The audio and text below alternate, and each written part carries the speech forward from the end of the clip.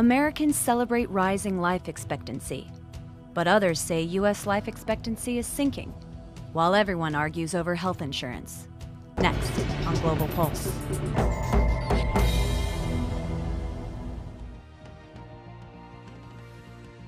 This strange image recently confronted Al Jazeera English viewers.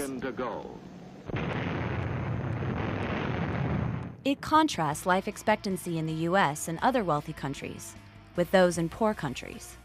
But the issue isn't that simple. New government census and health statistics out today provide a fascinating portrait of how we live and work. For example, we're living longer, a lot longer than our parents. The United States has slipped down the world life expectancy tables. It's now ranked 42nd below Japan, Singapore, Jordan, and most of Europe. 2 decades ago, the US was ranked 11th. Obesity, a lack of health insurance, and relatively high infant mortality rates are all being blamed. ABC News produced a detailed report about new statistics showing that Americans are living longer than ever before. 50 years ago, the average American lived 69.6 years. Now, the average American lives 77.9 years. But BBC News aired this report. Well, Dr. Robert Butler is president of the International Longevity Center in New York City. He expressed his concern at the new figures. An African-American man in Baltimore or in Harlem in New York has a lower life expectancy than a Bangladeshi man. I mean, we are presumably the wealthiest nation in the world. And it's very embarrassing that we have such a descent in life expectancy. So who's right? Both of them. Physicians say a decrease in smoking and wider use of drugs to lower cholesterol and blood pressure have helped reduce deaths from heart disease and stroke. And as smoking has dropped, so has lung cancer. Also down, deaths from breast and colon cancer. Obesity, lack of physical activity, and that leads to coronary heart disease, hypertension, diabetes, but also our private health insurance system is partly responsible.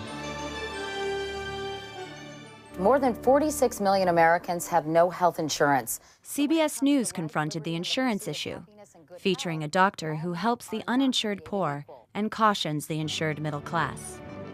Half of the women at Harlem Hospital were incurable when they walked into the doors of the hospital. The thing they had in common was that they were poor.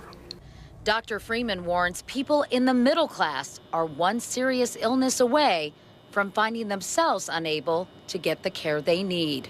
How many people can miss the next 2 paychecks without falling into poverty? Let's have a country where we provide basic level of care for all people, irrespective of their ability to pay, irrespective of their culture and their race, because in the end, this is what America needs to be about.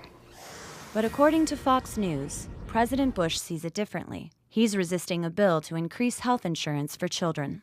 Expanding access to health care for poor and middle-class children dominated Congress's pre-recess agenda and set the stage for a high-stakes veto fight with President Bush, who said the House bill, quote, clearly favors government-run health care over private health insurance. The goal, extend the program and add 5 million children to the 6 million already covered.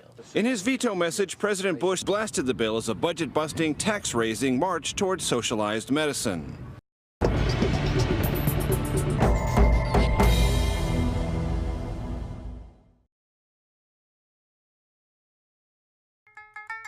This program is brought to you by Link TV for educational and non-commercial use only.